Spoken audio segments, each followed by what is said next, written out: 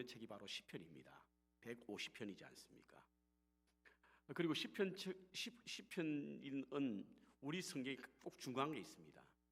여러분들이 찬송가를 제외하고 신구약 성경을 딱 들고 중간을 딱 나눠보면 그곳에 시편이 보입니다. 그래서 시편은 가장 분량이 많고 우리 성경의 중심에 있는 것이죠. 저는 어릴 적에 이 쪽복음 신약 성경 파란 책으로 된 신약 성경과 시편이 함께 있는 책을 보게 되었는데 그 당시 왜 시편이 여기 있는가라는 생각을 잘 알지 못했는데 신앙생활하고 신학 공부를 하면서 시편의 중요함을 깨닫게 되었습니다. 존 파이프 목사님의 시편을 마음에 채우다라는 책이 있습니다. 이 책에 보면 그는 성경에서 시편이 없었다면 어떻게 되었을까? 아마도 지금과는 다른 책이 되었을 것이다. 그리고 또 교회는 얼마나 다른 곳이 되었을지, 또한 저는 얼마나 다른 사람이 되었을지 모릅니다. 시편이 없었다고 한다면, 이렇게 그 책에 기록하고 있습니다. 왜냐하면 하나님께서는 우리에게 생각뿐만 아니라 감정을 가진 존재로 만드셨잖아요. 그런데 시편은 그와 같은 하나님의 백성들의 마음과 정서를 일깨우고 깊이 사색하게 만드는 책이 바로 시편입니다. 그런데 이유가 있죠. 왜냐하면 시편은 시이기 때문에 그렇습니다. 시이기 때문에. 시편은 창조주 하나님과 피조물의 인간의 마음을 떠오르게 하는 어떤 느낌이나 혹은 감정을 운율에 맞추어서 압축하여 글로 표현한 것이 바로 시편이거든요. 그래서 사실은 시편을 그냥 읽기에는 조금 어려운 점이 있습니다. 특별히 고대시기 때문에 그렇죠. 그 다음으로 시편은 기도입니다. 시편은 인간의 실존적인 문제인 희노애락을 절대자인 하나님 앞에 솔직히 토해냄으로 말미암아 자신의 내면 깊은 곳에 감추어져 있는 것을 언어로 글로 표현하고 있는 것이 바로 시편이지 않습니까? 누구에게나 희노애락이 있죠. 그것을 절대자인 하나님 앞에서 마치 토해내듯이, 그래서 내면 깊은 곳에 감춰져 있는 어떤 것을 언어로 표현하는 것이 바로 시편이기 때문에 그렇습니다. 뿐만 아니라 시편은 찬양이기 때문에 그렇습니다. 시편의 히브리어 테힐림이라고 하는 이 말은 바로 찬양의 책이란 뜻이거든요. 순례자들이나 오는 성전에 오를 때에, 그리고 성전에 제사를 드릴 때에 순례자들이 모두 한 마음이 되기 위해서 이 노래를 통해서, 찬양을 통해서 시편을 말했고, 그리고 그 위에 유대인들은 시편을 통해서 노래가 삶이 되었고 삶이 노래가 되었습니다. 그래서 시편은 역사적인 책도 아니고, 지나온 날을 기록한 역사적 책도 아니고, 미래에 일어날 일에 대해서 예언하고 있는 선지서도 아니라 오늘 현재를 살아가는 우리의 마음과 정서를 언어와 글로 표현한 것이 바로 시편이기 때문에 이 파이퍼와 같은 사람은 만약에 시편이 없으면 어떻게 될까? 아마도 오늘과 우리가 읽는 이 책과 다른 책이 되었을 것이라 말하는 겁니다. 신약 성경에는 구약 성경 39권 가운데에 그 어느 책보다 시편을 많이 인용했는데요, 인용된 숫자가 찾아보니까 283회를 인용했다고 합니다. 그게 구약에 있는 내용을 신약 성경에 인용한 것이 283회였는데요, 그 가운데 41%인 116회를 시편에 있는 것을 인용했습니다. 이는 시편을 시대마다 묵상하는 사람들의 마음의 감정을 글로서, 그리고 언어로서 표현하고 있기 때문에, 그것을 통해서 자신의 마음을, 자신의 생각을 그 글 속에서 찾을 수 있기 때문에 시편이 신약시대에 살아가는 사람들에게 많이 인용되게 되었던 원인과 이유가 되었습니다. 그래서 예수님도 시편쟁이였어요. 예수님도 시편을 많이 인용했습니다. 시편을 많이 묵상하고 인용했습니다. 사역과 인격 가운데 암시하는 시편이 모두 50회 이상이 나옵니다. 그만큼 시편은 과거의 역사를 기록한 것도 아니고 미래의 예언을 기록한 것이 아니라 오늘날 현재를 살아가고 있는 우리에게 나타나고 있는, 생각나는 마음과 감정을 글로서, 언어로서 표현하고 있기 때문에 그 글을 통해서 오늘 살아가는 우리에게 공감을 갖게 하고, 그것을 통해서 하나님을 알게 되고, 그리고 나 자신을 발견하게 되기 때문에 시편은 많이 인용되는 것입니다. 자, 오늘 본문에 있는 139편은요 이와 같이 150편의 시편 가운데 가장 깊은 신학적인 바탕 위에 쓰여진 한 사람의 신앙 고백이 담긴 문학적 작품이다, 이렇게 평가합니다. 가장 깊은 신학적 바탕 위에 쓰여진 한 사람의 신앙의 고백을 문학적 표현으로 기록한 것이 바로 오늘 139장이라고 하는데요. 그래 스코틀랜드의 신학자인 윌킨스는 내 임종 시 한 가지 마지막으로 부탁하는 것이 있다고 한다면 시편 139편을 읽어주시오, 이렇게 그는 유언으로 남겼습니다. 신학자 칼 슈미트라고 하는 사람은요, 이 시야말로 시편 139편이야말로 신실한 인간의 영혼과 창조주 하나님과의 만남에서 일어나는 침묵의 시요, 침묵의 기도다, 이런 표현을 했고요. 미국의 성사학자요 작가인 피터 에릭 앤슨이라는 사람은 이 세상의 악에서 주의 인도하심을 간구하는 믿음의 주문이 바로 시편 139편이다, 이렇게 말했습니다. 저는 오늘 이 말씀을 통해서 본문 말씀을 제목으로 삼은 것은 정말 기이한 지식이 있다 라고 한 이 시편의 저자, 자신이 미치지 못할 만큼 너무나 기이한 지식을 발견하게 되었다 라고 하는 오늘 본문의 6절의 말씀을 통해서 이 말씀이 우리에게 가져다주는 정말 기이한 지식이 뭘까, 이것을 한번 찾아보기를 원합니다. 너무나 귀한 지식이 과연 뭐냐는 거예요. 시인은 어떤 것이 너무나 기이, 자기가 예상치 못하고 상상치 못하고 미치지 못할 귀한 지식은 과연 무엇일까? 오늘 1절은 이렇게 말합니다. 하나님은 다 아신다. 여호와여 주께서 나를 살펴보셨으므로, 개역 성경에는 감찰하심으로 이렇게 표현되어 있는데 아셨나이다, 이렇게 기록하고 있습니다. 이 감찰하셨다, 살피셨다라고 하는 이 언어는 헬러 원어로는 dig이라고 하는 dig인데요, 이거 영어로 search라고 하는 의미입니다. 하나님은 우연히 아시는 거 아니라는 겁니다. 어쩌다 만나서 알게 되는 게 아니라는 거예요. search하신다는 거예요. 마치 엑스레이 기자가 한 사람의 건강 상태를 놓고 엑스레이를 통해서 그 사람을 깊이 보리 눈에 보이지 않는 것까지 아는 것처럼 하나님은 우리를 아신다라고 이 말씀을 전하고 있습니다. 나는 하나님을 모를지라도 하나님은 너무나 잘 아신다는 고백이에요.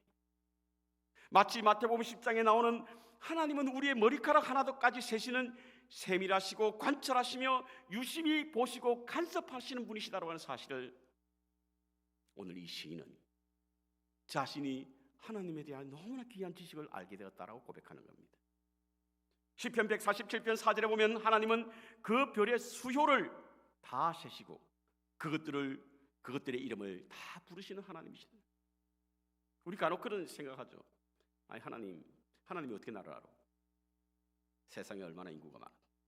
지금 60억입니까? 70억입니까? 그 중에 나를 아신다고? 별의 수요는 몇 개인 줄 아십니까? 별은 5억만 개라고 하지 않습니까? 카운터레스입니다. 셀 수 없는 숫자죠. 하나님께서 그것을 세고 계신다고. 세실 뿐만 아니라 그 이름까지도 아신대요. 그 하나님이 우리를 아신다는 겁니다. 이것이 너무나 놀라운 기이한 지식이라는 거예요. 그럼 무엇을 아시냐는 거예요. 무엇을 아시냐? 오늘 본문에는 2절에 먼저 나의 생각을 아신다. 나의 생각을 아신다. 멀리서도 나의 생각을 통촉하시오며 정확한 번역은 생각하고 있는 것조차도 아시오며 이겁니다. 생각이라고 하는 것이 뭡니까, 여러분? 우리의 마음과 행동을 움직이게 하는 출발점이 바로 생각이지 않습니까? 그래서 한 사람의 운명은 바로 그의 생각에서 비롯된다라고 말을 합니다. 그 이유는 생각은요, 사람의 의도와 계획하고 있는 것이기 때문에 그 의도와 계획에 따라서 사람의 운명이 달라지지 않습니까? 그러니까 생각이 그 사람의 운명을 결정짓는다라고 하는 거예요. 그런데 이 생각은 우리 눈에 보이지 않죠. 사람 눈에 보이지 않지 않습니까? 본다라고 하는 사람은 하나님이라고 생각하는 사람. 보이지 않습니다. 어떤 사람은 다른 사람의 생각까지도 자기가 판단하려고 하는 사람인데 우리 생각은 보이지 않는 거예요. 우리 흔히 속담에 그런 말이 있지 않습니까? 10개를 물쓰고 나서 사람의 마음속을 모른다. 모르거든요. 알 수 없습니다. 감춰져 있기 때문에 그렇습니다. 그런데 하나님은 아신다는 거예요. 이게 너무 기이한 소식이에요. 아마도 시인이 생각할 때 자기의 삶을 너무나 여실히 들여다보고 계신 하나님이기 때문에 놀랐는지도 모릅니다. 자기 생각까지도 하나님이 알고 계신 걸 생각해 깜짝 놀란 거예요. 요한복음 2장 24절과 25절 보십시오. 예수님은 누구에게도 의탁하지 않으시고 사람들의 증언도 받으실 필요가 없었던 것은 바로 사람의 마음과 생각을 아시는 분이시기 때문에 그렇다. 우리의 중심을 보시는 하나님께서 우리의 생각을 아신다는 거예요. 뿐만 아니라 우리의 행위를 아신답니다. 2절과 3절 보십시오. 나의 안고 일었음을 아시면 나의 모든 행위를 익히 아시오니. 우리의 행위를 다 아시는 하나님이시라는 겁니다. 익히 아신다는 이 표현은 면밀하고 상세하게 아신다는 거예요. 그래서 그 사람의 행위의 목적과 동기까지도 하나님이 아시는 거예요. 사람들은요, 겉으로 드러난 모습만 보고 그 사람을 판단하죠. 그래서 속에 어떤 행위와 어떤 의도를 가지고 그와 같은 행위를 했는지 모릅니다. 하나님은 아신다는 거예요. 그래서 은밀하게 이루어진 우리 안에 범한 다윗의 범죄를 하나님은 아신 거예요. 그래서 선지자 나단을 보낸 겁니다. 아무도 모를 줄 알았죠. 사람의 눈에 띄지 않으니까. 하나님은 아셨다는 거예요. 어떤 목적과 동기로 그와 같은 일을 하신 것까지 아시고, 그래서 나단을 보내서 그를 책망하신 겁니다. 하나님은 우리 행위를 아시는데요.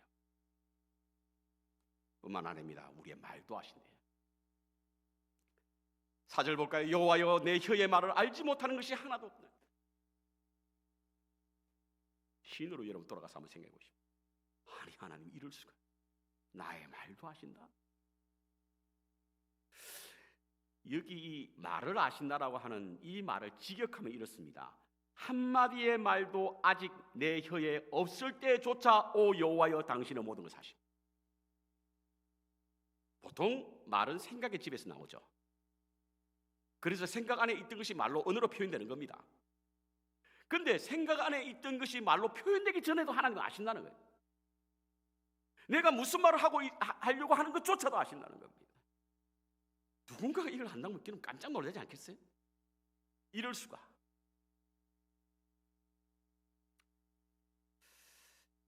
이렇듯 하나님은 우리의 생각, 행동, 그리고 말을 알고 계시는 분이십니다. 이것이 너무 기이한 거예요.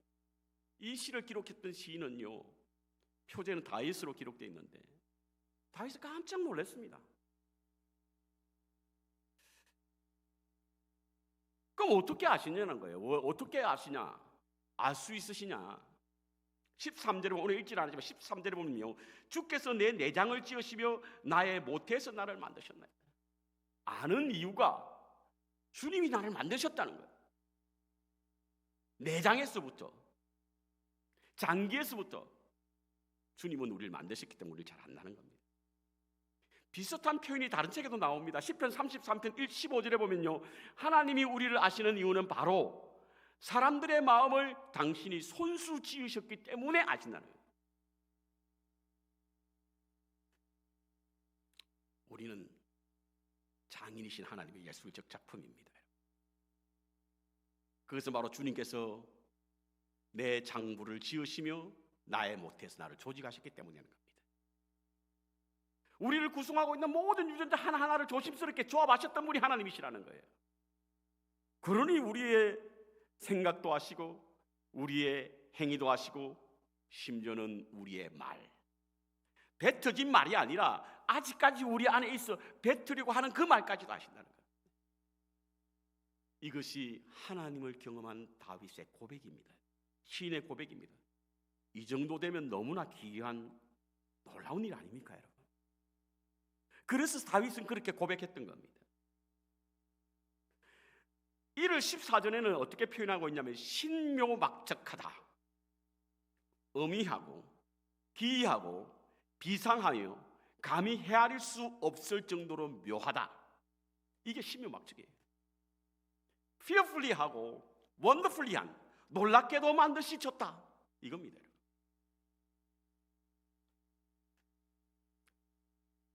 최근에 제 주위에 이 아이를 가진 이, 임신 소식을 전하는 이제 그런 카톡을 받는데, 임신 소식을 전하면서 꼭 초음파 사진을 제게 보내요. 이걸 입증하기 위해서 보내는지 잘 모르겠습니다만 어쨌든 보냅니다. 보면 참 신기해요. 어떻게 사람 안에 저런 생명이 들어갈 수 있지? 한 달 전 거 보내고 지금 보내고 갔다 올 때마다 보냅니다. 근데 그 모습이 변하는 거 보면요, 이야, 경이롭지 않습니까, 여러분? 경이롭습니다. 근데 그걸 누가 만들었냐는 거예요. 하나님이 만드셨다고 이 시인은 고백합니다. 그렇기 때문에 다 아신다는 거예요, 여러분. 간혹은 우리 아이들 공부방에서 예배실에서 예배를 드리다가 놀다가 서로 싸우고 울 때가 있죠. 그 소리를 듣고 가장 먼저 일어나는 사람이 누군지 아십니까? 그 아이의 엄마예요. 기가 막히게 압니다. 우리는 누가 우나? 한 사람이 뛰어가요. 따라가 보면 그 아이의 엄마입니다. 왜죠? 낳았기 때문에. 그래서 자식은 부모를 모를지라도 부모는 자식을 알잖아요. 하나님도 우리를 낳으셨기 때문에 아는 것이고 우리를 만드셨기 때문에 아는 거예요. 자, 그렇다고 한다면 이 말씀이 주는 교훈이 무엇일까? 하나님은 우리를 아신다는 거예요. 생각하시고 행동하시고 언어하신다는 거예요. 왜죠? 우리를 만드셨기 때문이에요. 그렇다면 이 말씀이 주는 교훈이 뭐냐는 거예요. 첫 번째 우리가 생각해야 될 것은 우리는 주님의 눈을 피할 수가 없다. 7절입니다. 내가 주의 영을 떠나 어디로 가며 주의 앞에서 어디로 피하리까? 하나님으로부터 도망할 수 없다는 겁니다. 숨을 수가 없다는 거예요. 왜냐하면 그분은 아시고 아시는 이유가 우리를 만드셨기 때문이라는 거예요. 8절에 내가 하늘에 올라갈지라도 거기 계시며 수월의 내 자리를, 수월이라고 해서 지옥이라고 하지 않습니까? 감옥이라는 거예요. 지하의 감옥이라는 것이 서울이지 않습니까? 그곳에 펼쳐 주님은 그곳에 계신다는 겁니다. 그러니 우리가 어떻게 피할 수 있습니까? 피할 수 없다는 거예요. 시인은 하나님은 우리를 알고 계시는데 알고 계시는 이유가 우리를 만드셨기 때문이고 그래서 우리는 피할 수 없다라고 하는 것이 오늘 이 시인이 우리에게 주는 교훈입니다. 창세기에는 야곱이라는 인물이 나옵니다.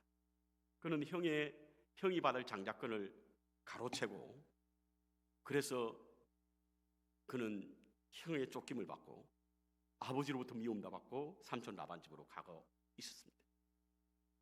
아버지를 속이고 형을 속였다는 것이 뭐죠? 하나님도 속였다는 것이거든요.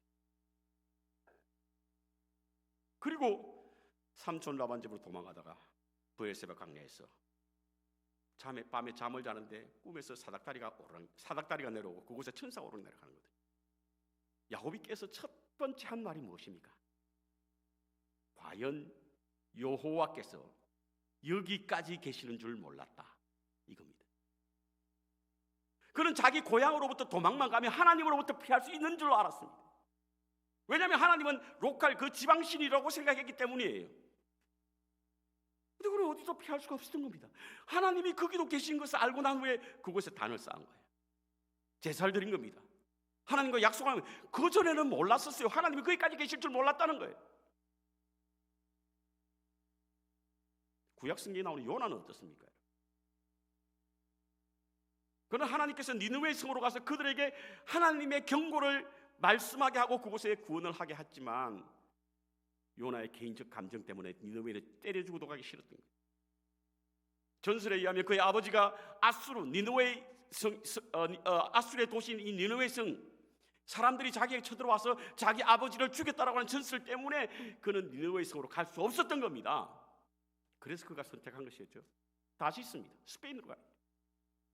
욥바로 내려갔습니다. 욥바만 내려갔습니까? 배를 타고 지하 깊은 감옥 속에 숨어 잠을 자고 있어요. 왜? 그러면 하나님 못 보실 줄 알았던 거예요. 하나님은 그곳에 보고 계시죠. 요즘 아이들이 크면요, 품 안에 있을 때는 모르는데 크면 자꾸 부모의 눈을 피합니다. 그래서 가능한 연락도 하지 않죠. 간섭이 싫어서 그렇지 않으면 자기들만의 어떤 공간이나 생활 때문에 그런지 모르겠습니다만 자기 자신을 소개하는 페이스북도 자르고 친구 조직도 안 하고 인스타그램도 알려주지 않고, 그러니 얘들이 어떻게 지내는지 무엇을 하고 있는지 무슨 일이 일어나는지 알 수 없습니다. 우리가 전화해도 잘 받지 않고 걔들이 전화해야만 알을 수 있는 거예요. 왜 우리는 모릅니까? 우리는 유한한 존재이기 때문에, 제한적인 존재이기 때문에 그렇습니다. 그러나 하나님은 안 그러시잖아요. 전능하신 분이시잖아요. 어디든지 계시는 분이시잖아요. 우리의 안고 일었음을 아시고 마음과 생각까지 아시기 때문입니다. 여러분, 우리는 몰라도 우리 자녀를 하나님은 아실 줄로 믿습니다. 그래서 우리가 우리 자녀를 위해서 하나님께 기도하지 않습니까? 여러분, 우리를 모르시는 분이 하나님은 아시거든요. 자, 이렇게 피할 수 없다고 하면 우리는 어떻게 되느냐? 그분으로부터 도피할 수 있는 길이 없다면 우리는 주님의 눈앞에서 살아야 된다는 믿음으로 살아야 될 줄로 믿습니다. 주님 앞에서. 역대하서 19장 6절을 보십시오. 여호와의 눈은 온 땅을 두루 감찰하사 전심으로 자기를 향하는 자들을 위하여 능력을 베푸신다. 전심으로 온 땅을 두루 감찰하시는 분이시라. 그래서 자신을 향하는 자에게 하나님께서는 능력을 베푸시는 하나님이십니다. 여러분, 코람데오라고 하는 말씀 들어보셨죠? 헬라 하나님의 임재 앞에서, 하나님이 보시는 앞에서 살아가는 신앙입니다. 감출 수 없고 숨길 수 없는 하나님의 눈을 항상 의식하며 살아야 된다는 거예요. 하나님 보고 계시는구나. 그렇다고 한다면 우리는 가까운 이웃과 은밀한 이야기를 할 때 그런 말 하잖아요. 야, 조심해, 그 사람 들을라. 그러죠? 우리의 말은 어떻게 바뀌어야 된다고요? 조심해, 하나님이 들으실라. 우리가 어떤 행동, 남에게 보이고 싶지 않은 행동을 할 때 야, 조심해, 다른 사람 볼라. 그렇게 하지 않고 어떻게 해야 된다고요? 조심해, 하나님이 보실라. 이게 바로 코람데오 신앙입니다. 도망칠 수 없다고 한다면, 하나님 앞에 숨을 수 없다고 한다면 우리의 일거수일투족을 살피시는 하나님은 어디든지 계시는 분이시기 때문에 하나님 앞에서, 하나님의 임재 앞에서 살아야 될 줄로 믿습니다. 두 번째, 우리의 억울함도 알고 계신다는 거예요. 오늘 읽진 않았지만 23절과 24절에는요 이 시인은 이렇게 말합니다. 하나님이여, 나를 살펴보시옵소서. 내 마음 구석구석을 뒤져보십시오. 나를 시험해 보시고 내 뜻을 판단하소서. 내가 무슨 악한 행위가 있는지 조사해 보세요. 나에게는 아무런 잘못이 없다고 하는 겁니다. 그럼에도 불구하고 내게 닥쳐오는 불행이 있다는 거예요. 그것을 하나님이 아신다라고 하는 자신의 억울함을 호소하고 있는 겁니다. 하나님이 아실 때 우리의 잘못한 부분만 쳐다보고 아실 줄로 압니까? 우리의 억울함도 알고 계세요. 오늘 이 시가 다윗의 시라고 하는 표제어가 있으니까 다윗의 삶을 한번 들여다보면요, 그는 너무 억울한 시간을 보냈습니다. 나라를 구하고 왕을 지키기 위해서 블레셋의 골리앗 장군에게 나섰는데, 그래서 승리하고 돌아왔다는 그 이유 때문에 선왕인 사울의 시기가 시작되었고 무려 10년 가까이 사울과 그 군대가 다윗을 죽이려고 전국을 찾아다녔으니 그 억울함을 어떻게 다 말할 수 있겠습니까? 그래서 오늘 본문에 그와 같은 말을 하는 거예요. 하나님이여, 나를 살펴보시옵소서. 내 마음 구석구석을 뒤져보십시오. 나를 시험해보시고 내 판단받으. 내가 무슨 악한 행위가 있었습니까? 하나님 아시지 않습니까? 하갈이라는 여인이 창세기에 나옵니다. 아브라함의 두 번째 아내라고 할 수 있습니다. 원래는 이 여인이 아브라함의 아내 사레의 하녀였죠. 근데 사레가 아이를 낳지 못하자 그녀를 대리모로 쓰기 위해서 아브라함의 침상으로 그를 보냅니다. 덜컥 아이를 가졌습니다. 그때부터 사라가 변하는 겁니다. 아이를 가졌다고 하니까 시기심이 발동했는지 그에게 학대하기 시작하는 거예요. 근데 이 하갈이 자기만 학대받는 것은 견딜 수 있었을지 몰라요. 근데 가이가 낳은 아이마저도 그 주모에 의해서 주모의 시기심에 의해서 죽을 수 있겠다는 위험한 생각이 들자 그는 그 집을 떠나 도망쳐 나옵니다. 근데 나오니 갈 데가 없네요. 하나님이 하갈에게 나타나서 묻습니다. 내가 어디서 와서 어디로 가는지 모릅니다. 갈 데가 없었잖아요. 그러니까 광야의 샘 곁에서 앉아 방황하고 있을 때 하나님이 찾아오십니다. 그때 이 하갈은 참았던 눈물을 꿀꺽 쏟아내는 거예요. 이렇게 억울할 수가 있습니까? 주모의 말에 따라서, 사라의 말을 따라서 침상에 들어갔고 그로 인해서 아이가 낳았는데 왜 내가 그렇게 학대를 받아야 하고 억울한 일을 당해야 합니까? 참아왔던 눈물이 쏟아지자 하나님께서 하갈에게 야 다시 집으로 들어가 이러거든요. 아니 살기 위해서 도망쳐 나왔는데 도로 들어가라네요. 근데 말이죠, 하나님이 하갈에게 이름 하나를 줍니다. 내 아이가 낳거든 이스마엘이라 지어라.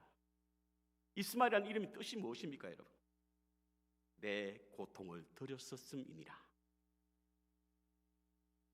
아마도 하갈은요 이스마엘이라고 자기 아들의 이름을 부를 때마다 그렇지 하나님이 내 고통을 들으셨지 라고 하는 믿음으로 살았다는 거예요. 그렇습니다 여러분. 하나님은 우리의 억울함을 들으시는 하나님이십니다. 왜? 우리를 아시기 때문이에요. 우리를 아시기 때문에 우리의 억울함도 알고 계시는 분이시라는 사실인 겁니다. 시편 68편 5절에 보십시오. 거룩한 처소에 계신 하나님은 고아의 아버지요 과부의 재판관이라. 당시에 최하위 계층으로 분류되는 사회적 약자였던 고아와 과부는 누굽니까? 아버지가 없기 때문에 멸시를 당하고 남편이 없기 때문에 억울한 일을 당하는 사람의 아버지가 되고 재판관이 되시겠다는 겁니다. 사람은 누구나 알 것 없이 아픈 부위가 있습니다. 그리고 억울한 부분이 있어요. 그것은 하나님이 아실 줄로 믿습니다. 하나님이 알고 계시는 거예요. 보고 계시는 겁니다. 듣고 계시는 겁니다. 이사야서 49장에 보십시오. 멸망당하는 이스라엘 백성들이 하나님을 원망할 때 이렇게 말씀하고 있습니다. 여인이 어찌 그 젖먹는 자식을 잊겠으며 자기 태어난 아들을 긍휼히 여기지 않겠느냐. 그들은 혹시 잊을지라도 나는 잊지 아니할 것이다. 내가 너를 내 손에 내 손바닥에 새겼고 너의 성벽이 항상 내 앞에 있느니라. 마지막으로 우리는 하나님을 신뢰해야 됩니다. 하나님을 알고 계신다고 하면 하나님을 신뢰해야 되는 거죠. 5절에 보십시오. 주께서 나의 전우를 두르시며 내게 안수하셨나이다. 두르신다는 의미는 주위에서 어떤 것으로부터 포위된 상태를 말하는 것이고요, 안수한다는 것은 축복하여 보호한다는 뜻입니다.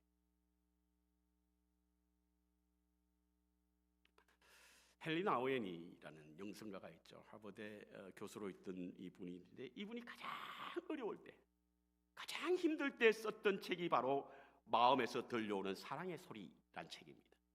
가장 힘들었을 때, 가장 어려울 때 마음에서 들려오는 사랑의 소리. 이 책에서 신뢰라고 하는 단어가 무려 65번이나 나옵니다. 65회나 나옵니다. 그런데 그 중에 그 책을 읽다 보면 오늘 본문을 해석하고 있는 부분이 나와요. 시편 139편을. 이 글을 그는 어떻게 해석했냐면, 매 순간 나는 너를 사랑한다, 너를 모태에서부터 너를 조직했다 라고 하시는 하나님의 음성, 하나님께서 말씀하시는 음성을 매일 들린다는 거예요. 그래서 그를 신뢰하는 거예요. 신뢰라고 하는 소리를 이 책에서 무려 65회나 전하고 있습니다. 맨발의 기봉이라는 영화가 있습니다, 여러분. 2003년 KBS에 방송한 다큐멘터리를 영화에 만든 겁니다. 아마 여러분들 보신 분이 계실 거예요. 한 발달 장애를 앓고 있는 청년이 마라톤에서 우승한 그런 내용을 담은 내용인데요. 저는 이 영화의 제일 처음 영화 시작되자마자 검정색 표시에 글자 한 문장이 나오는데 그 문장이 이렇습니다. 모든 사람의 인생은 하나님에 의해 쓰여진 한 편의 동화와 같다. 모든 사람의 인생은 하나님에 의해 쓰여진 한 편의 동화와 같습니다. 아마도 이 장애인이 겪는 아픔과 어려움을 하나님은 그를 통하여 하나님의 이야기를 써내려가는 것과 같아 라고 하는 것을 전하고 싶었던 것으로 보입니다. 그렇습니다. 우리의 인생은 어디다든지 하나님이 쓰시는 아름다운 동화 속의 주인공이라는 사실을 잊지 말아야 합니다. 미국에 한 중년 부인이 있었습니다. 아내 시력이 너무 나빠서 눈 수술을 하게 되었는데요. 그만 의사의 실수로 이 여인이 실명이 되었습니다. 그래서 그 위에 남편은 매일같이 아내를 직장까지 데려다주고 또 일과가 끝나면 그 아내를 데리고 퇴근하고 이렇게 했습니다. 그런데 어느 날 갑자기 남편이 아내에게 직장이 너무 멀고 그러니까 이제 혼자 다니라고 하니까 아내가 너무 마음이 상했습니다. 자존심도 상하고. 그래 하지 뭐 내가 못할 줄 알아. 그러면서 그 다음 날부터 혼자서 가기 시작한 거예요. 앞이 보이지 않으니까 지팡이를 짚고 앞을 가지만 버스 정류장까지 가는 길이 너무 힘들고 어렵던 거예요. 때로는 부딪히기도 하고 넘어지기도 하고 사람들에게 방해를 주어서 그 사람들도 욕을 먹기도 하고 그렇지만 이를 악물고 내가 못할 줄 알아 그러면서 해낸 거예요. 그와 같은 시간이 2년이 흘렀다고 합니다. 2년의 시간이 흐르고 난 후에 어느 날 버스를 타려고 하는데 그 운전기사가 그 여인에게 오늘은 남편이 보이지 않네요 이렇게 이야기를 하는 거예요. 무슨 말이에요? 남편은 2년 전부터 저 혼자 출퇴근하게 제 주위에 없었는데 그러자 운전수를 그렇게 이야기하면 아닙니다. 저 뒤에서 당신이 가는 길을 지켜보고 있었고 앞에 무슨 걸림돌이 있으면 앞으로 와서 미리 치우고 있었고 그래서 당신이 출퇴근할 수 있도록 당신이 출근하는 날에는 출근하고 나는 이후에는 멀리서 손을 흔들었고 퇴근할 때면 미리 그 빌딩에 와서 기다리고 당신이 버스에 타고 집으로 무사히 도착할 수 있도록 당신의 남편이 당신을 보호하셨습니다. 그러자 여인이 갑자기 눈물이 확 쏟아지는 거예요.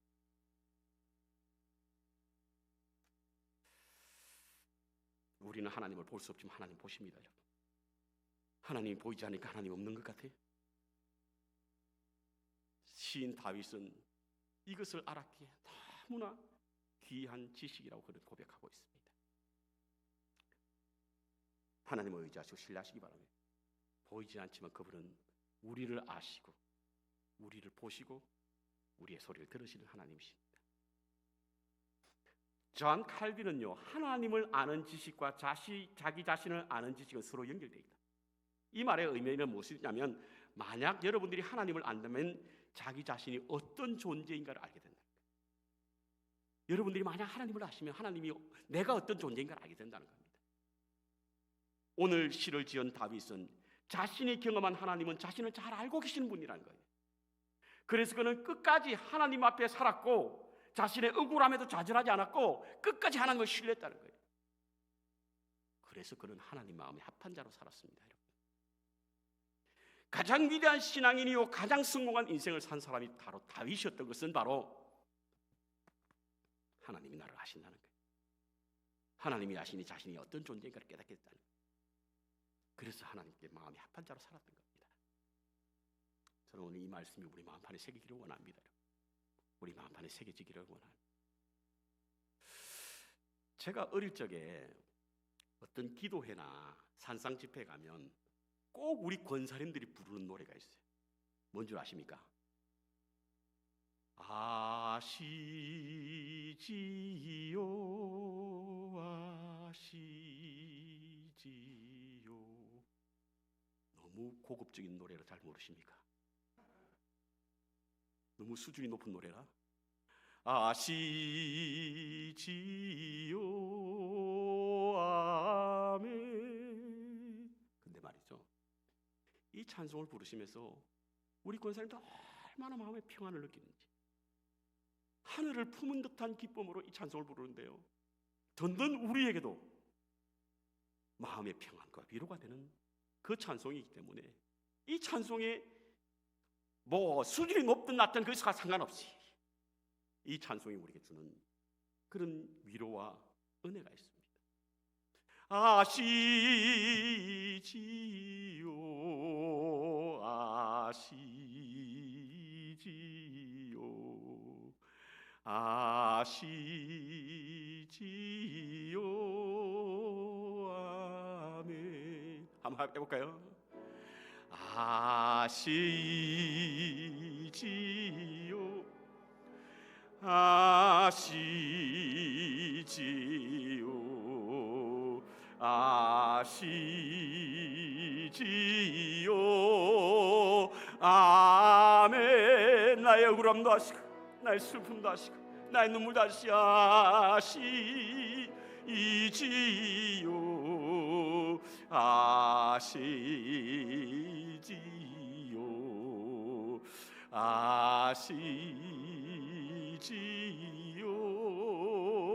아멘. 나